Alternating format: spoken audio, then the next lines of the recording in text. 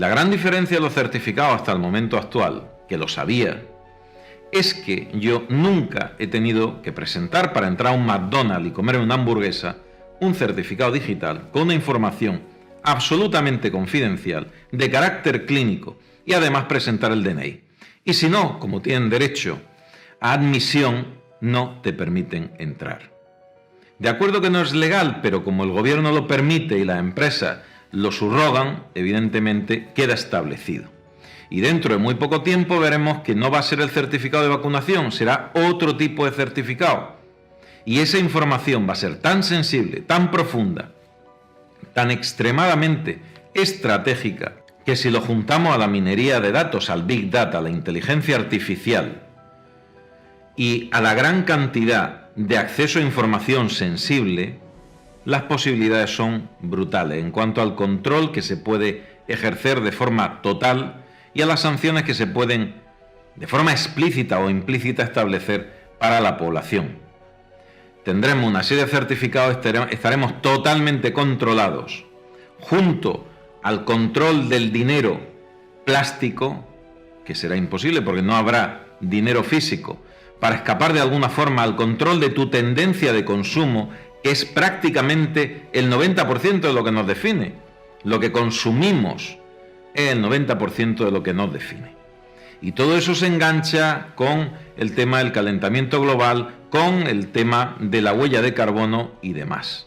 See, if you look what happened in China, when they implemented and this is the reason why we call this the Chinification of Europe. Right. But you cannot do it overnight, because if they would just do it, as of tomorrow, everybody will have a credit score system like in China, then the whole Europe will be in the street. So it's a slow movement. It's a slow, not only that, but they do it, in segments. So besides this green certificate, this created the system. So the system itself, the technology and the hardware behind the system is created over there to create the framework for such a system. This was the first step. The second step is the wallet ID, the European wallet ID, and the EID. I'm the main rapporteur on the EID in the LIBE committee. And it's kind of following the same path as in China. So what they want to do, they want to designate an alphanumerical string, as they call it, to every EU citizen that will stay with you for your entire life, and that will be your unique ID. So when you will log in online, when you will log in into your bank account, when you go somewhere, you will have that ID with you. So that's the second thing. Then you have the so-called wallet ID, where all of your passports, all of your bank accounts, all of your credit cards will be in one place and will be connected with this EID. Then you have the issue of, they talk about now about fighting climate change, for example. Yes. And they came up with these figures that by 2030 they want to reduce the carbon footprint by 55% or so. And the only way to do that is to rationalize everything that we do and everything we consume. So you will see slowly in many Western European countries right now, when you go and you buy them, it will tell you the carbon footprint of that food, for example. So why do you think that is done? Because next time when you go with this EID that I'm working on, I'm totally opposing it. I will put everything in writing. I don't know if we have yet a majority to stop this in the parliament, but at least I will do my job, and you're the first media outlet to tell you this. I will do my job to document everything, because when the time will come and people will see what is happening, at least everything will be documented. And it's important who you guys will elect in the European Parliament to make sure that it's fighting for your rights. So you will go, you will buy something, you have this wallet ID on your phone, you have this EID connected to you, and you go and you buy, let's say, 5 kilograms of meat. And this meat, it's, from a cow, for example. The cow is producing this much carbon footprint, then you exceeded your quota, for example. This is the direction, and you see many reports about this, official reports from the Commission, from the European Parliament, and this is the direction. This is the reason why we need to understand the game here, the fight, and to make sure that we stop it before it's too late. Un mundo diseñado para unos pocos, agendado para unos muchos, y que vamos a ver cómo cambia de forma progresiva. Davos no se oculta para decir exactamente qué es lo que van a hacer. Lo que a mí me cabe muchísima duda es si el resto de la sociedad se está dando cuenta del abismo hacia el que nos dirigen directamente. Entiendo que una vez que estemos dentro va a ser imposible de salir. Incluso creo que ahora mismo ya es imposible el retroceso. We're developing through technology an ability for consumers to measure their own carbon footprint. What does that mean? That's where are they traveling? How are they traveling? What are they eating? What are they consuming on the platform? So, individual carbon footprint tracker. Stay tuned, we don't have it operational yet, but this is something that we're working on. Lo que vengo a decir simplemente es que el Foro de Davos promulga y hace proselitismo de lo bueno que es la ciencia y la tecnología, que lo es sin lugar a duda, pero depende muy mucho en manos de quien quede, en manos de quien esté. Y como decía, es un contrasentido que ellos mismos, esta élite, sean los que dicen que el mayor problema de este planeta es la superpoblación y todo lo que deriva de ello, directamente el calentamiento global, la contaminación, el CO2 y un larguísimo etcétera, y luego afirmen que lo mejor para nuestra calidad de vida y nuestra cantidad de vida, esa longevidad sin enfermedad, sea la tecnología. Una tecnología que, si es cierto lo uno y es cierto lo otro, solamente va a estar en manos y va a beneficiar a unos pocos. Esa ausencia de enfermedad y esos avances tecnológicos que van a posibilitar un aumento en la longevidad, obvio, no va a ser para todos los que fundamos la base de esta pirámide, sino solamente para aquellos que están en el vértice.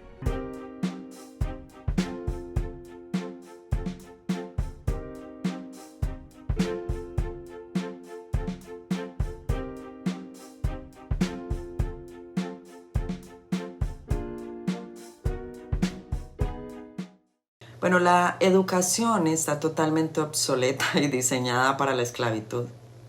Los grandes que dominan el mundo necesitan de personas que sigan sus ideales, de trabajadores. ¿Qué mejor que poner a un niño a su tierna edad sin información, o sea, con su mente totalmente en blanco, y llenarlo de toda una información para formatearlo, para participar en un sistema económico, un sistema de salud, un sistema religioso, a diferentes sistemas que en parte van a manejar su vida?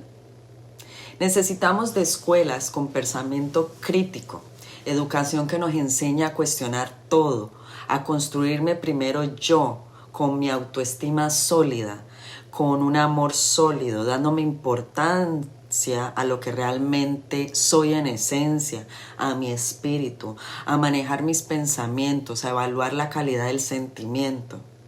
Tenemos que, si es de baja o alta frecuencia, para poder saber qué voy a crear. Tenemos que volver al origen del amor, de la bondad, de la compasión, de la lealtad. Tenemos que enseñarle a nuestros hijos que todo en el universo está conectado y que lo que yo haga a mi prójimo, me lo estoy haciendo a mí mismo. Y que cuando entendemos eso podremos revertir todo lo que como humanidad hemos hecho hasta el momento. Y podremos traer al paraíso aquí a la tierra, co-creando con el uno, todos en conexión. Y todos conectados, construyendo una humanidad de bondad. Una humanidad que realmente valga la pena, sin volvernos máquinas para beneficio de otros. Así que esto es muy importante, queridos amigos.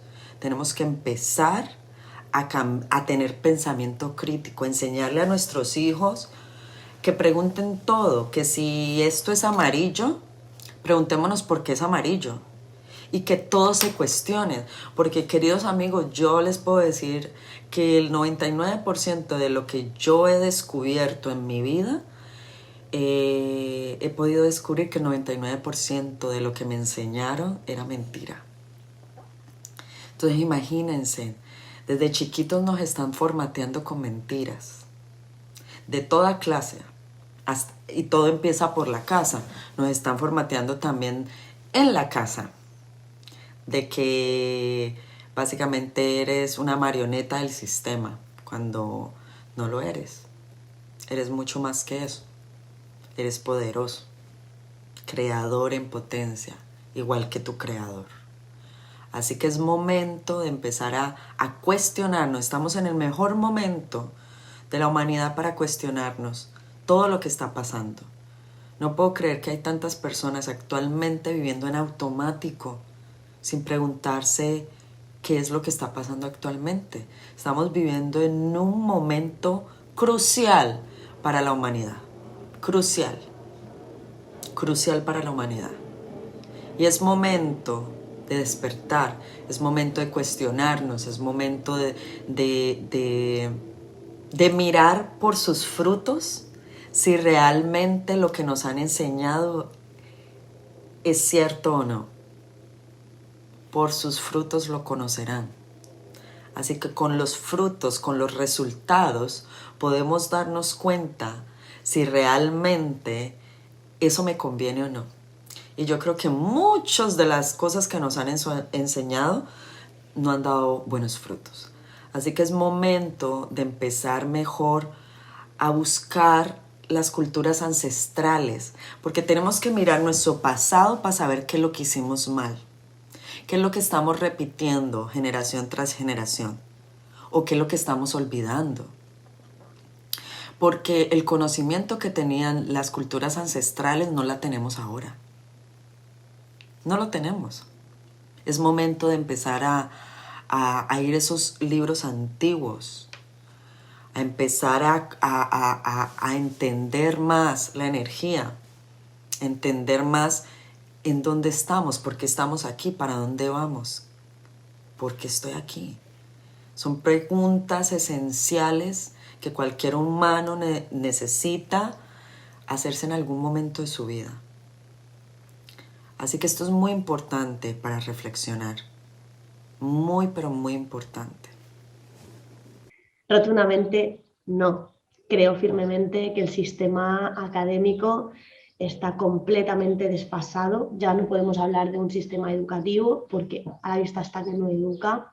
El sistema académico tal y cual está organizado y orquestado tiene la forma que tiene y la metodología que tiene precisamente para anular la capacidad de crecimiento del ser humano, ¿no? Lejos de educar, lo que hace el sistema académico es instruir herramientas de trabajo, instruir personas obedientes, instruir piezas clave para el funcionamiento del status quo, ¿no? Del Estado. Entonces, reivindicar la evolución del sistema educativo es necesario e imprescindible, no solo por parte de los que trabajamos en educación y neuroeducación, sino también por parte de todos los padres y madres de niños que están hoy en día en crecimiento, porque no solo nos viene el futuro, no solo nos viene no solo está en juego su futuro profesional, su bienestar psicológico y físico, la calidad de sus relaciones, no solo está en juego esto, está en juego el futuro de absolutamente todas las generaciones que van a venir. El tema de la educación es un tema bastante preocupante, es un tema en el que estamos volcando muchísima energía. Necesitamos ya un cambio de modelo que pasa por desmontar las estructuras arcaicas. En primer lugar, pasa por cuestionar. Evidentemente los contenidos habría que eliminarlos porque ya está visto que desde la reflexión vemos que son absolutamente obsoletos y desfasados e innecesarios, pero aparte pasa por cuestionar las metodologías, valores, principios y todo lo que se está trasladando a los niños y niñas, adolescentes y jóvenes en este sistema académico que tenemos en las sociedades occidentales. A ver, yo soy antieducación, entendiendo la educación como que alguien ajeno al núcleo de la familia decida qué es aquello que todo individuo debe saber, porque esto es lo que ha roto con la tradición. Hasta hace pocas décadas, la madre y el padre eran los responsables de transmitir al individuo aquello que ellos consideraban que era de interés para el individuo. Eso dejó de ser así y ahora empezó, y fue el Estado quien empezó a decidir aquello. Fue el gobierno externo quien empezó a decidir qué es lo que el individuo debía conocer. Hemos llegado a una sociedad en la que se da por sentado que un individuo no tiene que saber cazar, un individuo no tiene que saber recolectar, un individuo no tiene que saber sembrar, no tiene que saber cultivar. Nadie sabe, en ninguna escuela te enseñan en qué momento del año se plantan patatas, en ninguna escuela te enseñan a criar pollos, en ninguna escuela te enseñan a hacer un guiso, un estofado o de alubias. Entonces, ¿eso qué implica? Que el Estado considera que eso no es importante para el individuo, no se lo enseñan. Y se dificulta, y en la sociedad cada vez está más difícil que el padre y la madre encuentran un momento donde puedan transmitirle nada a sus hijos. No considero que la educación reglada sea positiva para el ser humano. Creo que la educación reglada es positiva para el gobierno del ser humano. Lo cual implica que la educación reglada es positivo para que el desgobierno íntimo de cada uno de los sujetos que componen la población. Es decir, si hay un gobierno del ser humano, externo al propio ser humano, el ser humano ha perdido su capacidad. Todo ha perdido de alguna forma su esencia y su sentido.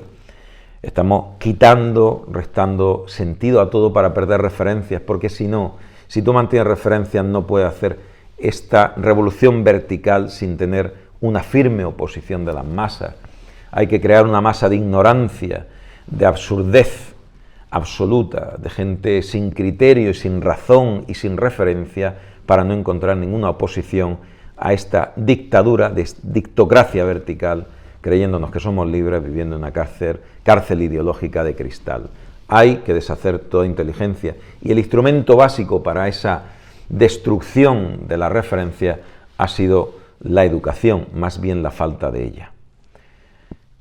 La educación y los sistemas de educación se han utilizado con toda la connivencia del resto de la sociedad. Esto no es un tema de los profesores ni de las escuelas, que han sido subyugados a una serie de estructuras educacionales.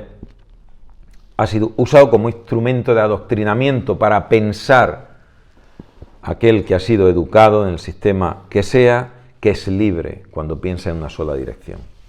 Y para ello se han utilizado y se han metido términos mordaza, para ello se han recortado y se han reconstruido la historia según la necesidad del que mandaba, y para ello hemos hecho todo este destrozo educacional de gente que no ha leído nunca La República de Platón o no sabe ni siquiera quién es Aristóteles, o mucho más piensa que ha leído a Sócrates cuando Sócrates no escribió una sola palabra. Esa es la sociedad que tenemos.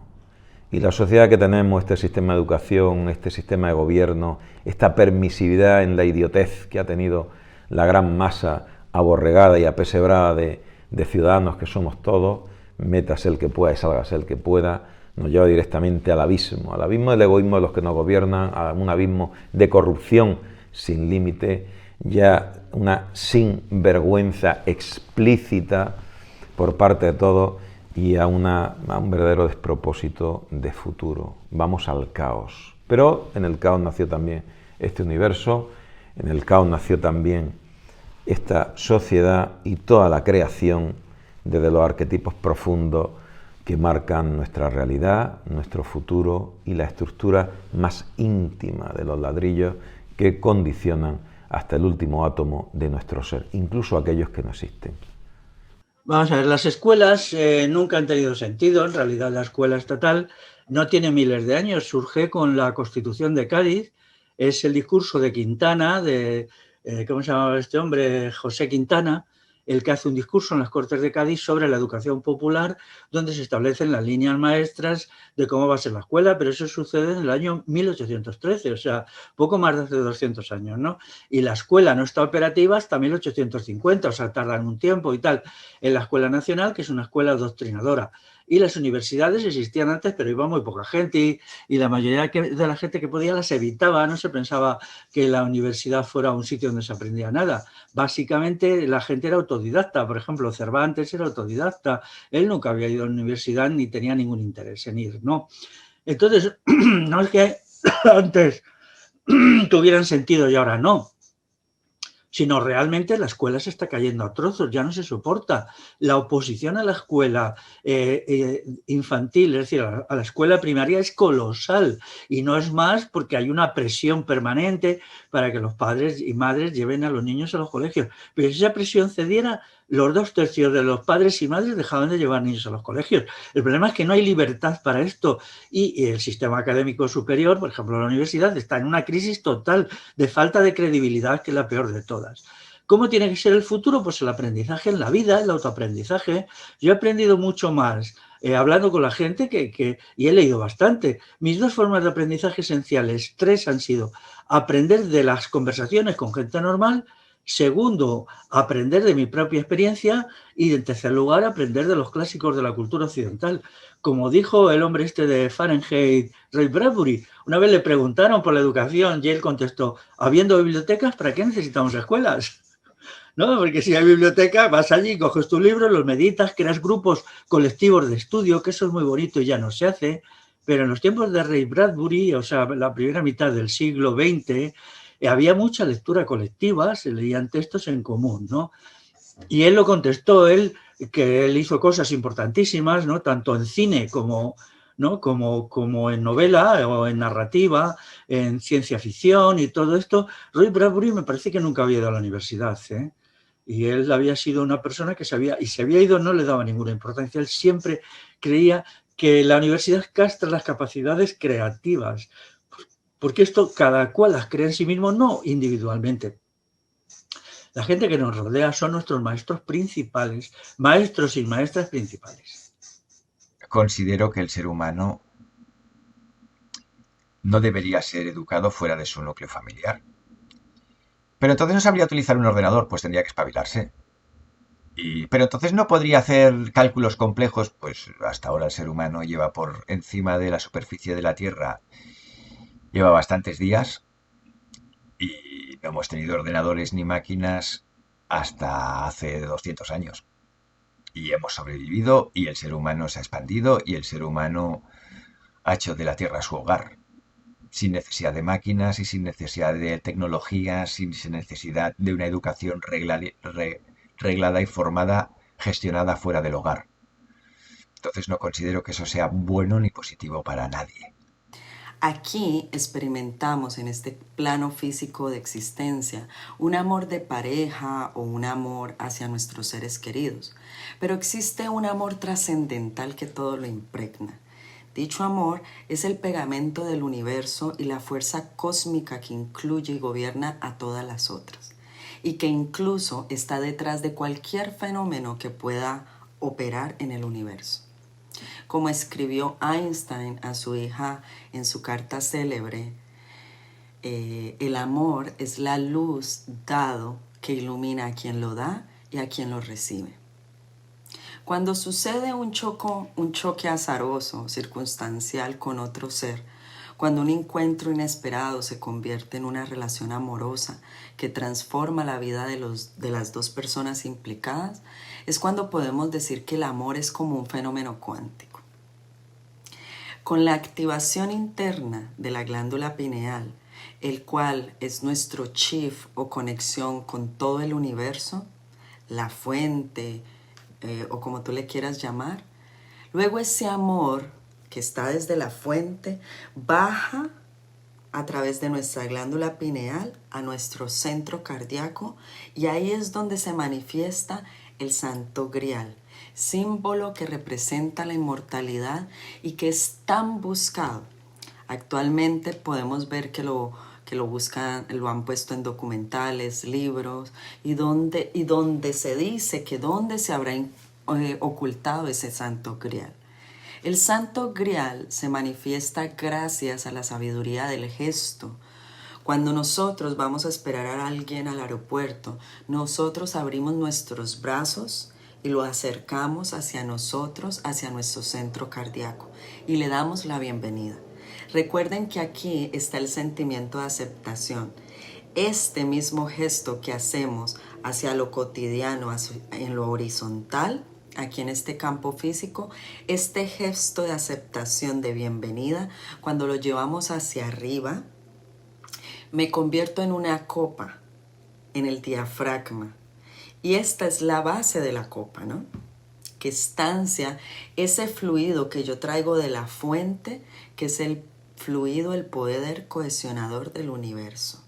Y vamos elevando nuestra frecuencia vibratoria, lo más cercano posible a esta poderosa palabra conocida como el amor, la cual se usa frecuentemente en la vida cotidiana, pero que distamos mucho de su verdadera comprensión, ya que en principio se puede decir que es la más alta frecuencia con la cual podemos sintonizar y desde la cual podemos fluir como el agua y afrontar las transformaciones de nuestro entorno armónicamente, llevándonos finalmente a hacernos uno con esa vibración y realizar en esta existencia un mayor nivel de plenitud, salud y concreción de nuestros sueños e ideales.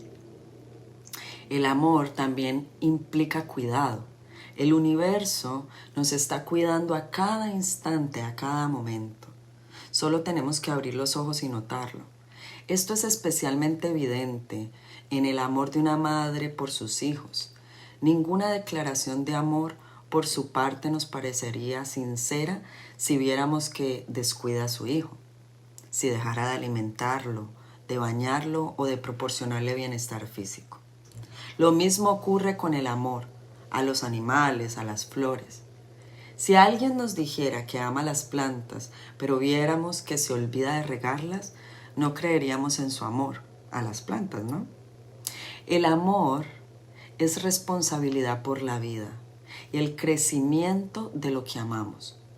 Cuando falta este tipo genuino de preocupación, no hay amor.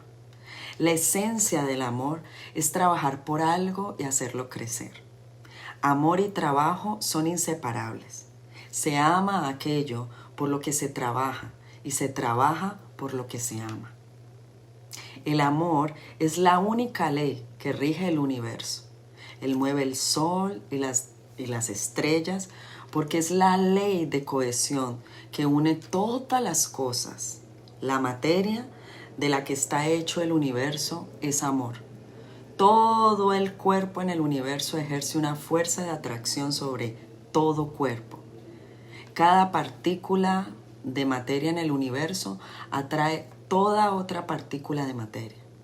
Aunque dos cuerpos estén en el vacío absoluto sin que haya ninguna conexión entre ellos, se atraen intensamente.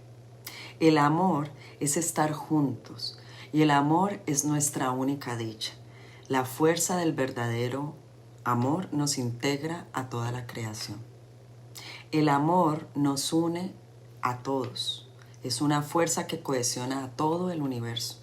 Y solo el amor hace de nosotros seres verdaderamente espirituales. Pues el amor de las películas de Hollywood, que ya no se hace en los años 50, sobre todo, ¿no? Ahora ya lo que se hacen son películas de violencia sin más, o bueno, películas policíacas, donde el policía siempre es el bueno, todo esto, ¿no? Es un amor, pues, ñoño, cursi, que no es real, porque el amor vivido es muy diferente a eso. Incluso el amor dentro de la pareja, pues, es diferente. El amor tiene sus componentes de conflicto, de desamor, de desacuerdo. O sea, el amor es un destruirse y construirse permanente, no un estado perfecto y eterno, como hacían estas películas, que todos acababan con y fueron felices y comieron perdices. Pues no, eso no existe. Por supuesto entiendo que si alguien quiere formarse en algo concreto, tiene todo el derecho de hacerlo. Si quiere estudiar una disciplina que en su casa, en su hogar, no le pueda transmitir, tiene todo el derecho a hacerlo. Pero no puede tomar esa decisión con 6 años, con 8, ni con 10. Es ya pasada la pubertad que entiendo que el ser humano puede empezar a tomar ese tipo de decisiones por sí mismos. ¿Qué sucederá cuando las empresas, como sucede ahora, aunque tú adquieras mediante la compra un dispositivo, al final sean en sus manos donde esté la decisión de si ese dispositivo va a seguir funcionando o no? Lo que sucederá es que ese transhumanismo va a estar en manos de las grandes corporaciones. El transhumanismo y todo el avance tecnológico, inteligencia artificial, ingeniería genética, todo eso, si no se fundamenta sobre unos pilares muy sólidos a nivel ético, moral, normativo, si la normativa va muy detrás y la legislación va muy detrás de lo que avanza la tecnología, la inteligencia artificial, la informática, las comunicaciones, los tejidos inteligentes, los materiales nuevos, todo eso va a una velocidad que no permite que el legislador llegue a ese punto. Cuando llega siempre tarde. Lo que va a suceder es que si lo que promulga el Foro de Davos en su Agenda 2030 se cumple, allá 2030, 2040, 2050, no vamos a ser dueños de nuestra propia existencia. Por supuesto no vamos a tener propiedad privada, eso ya está claro. Estaremos en un régimen de alquiler, pero no solamente con lo externo a nosotros, sino con nuestra propia existencia. Y aquí hay un contrasentido que quiero poner punto, quiero acentuar. Es extraño que la élite, y hablo de la élite como aquellas personas que tienen como formadores de opinión un peso ponderado significativamente superior al resto de la sociedad. Digamos que esos son la élite, señor Bill Gates, Elon Musk y un largo etcétera. Veréis que los gobiernos van basculando en cuanto a poder en favor de las grandes corporaciones. Son las grandes corporaciones las que van a homogeneizar esta globalización normativa. Y debajo de ellas vamos a estar gobierno y vamos a estar todos. Una dictocracia, donde si te apartas de forma tangencial o simplemente puede entrar en colisión parcial o total con la directriz que viene desde arriba, con esa directriz que va a ser la oficial, si te apartas del oficialismo, puedes cometer un gravísimo error. Y ese gravísimo error, cuando parte de tu propia existencia o de tu pertenencia, de tu dinero, de tu economía, de lo que sea, está en manos y controlada de forma telemática por una gran corporación o por la corporación, que a lo que vamos por un gobierno único y central, supragubernamental, además por encima del gobierno de los países, y hayan desaparecido fronteras y normativas particulares que no estén subyugadas a esa normativa central, sucederá que tu vida entera va a estar en manos del oficialismo. No te vas a poder apartar porque además tampoco vas a tener lugar recóndito donde esconderte. Van a saber, como ya casi lo saben, todo sobre ti.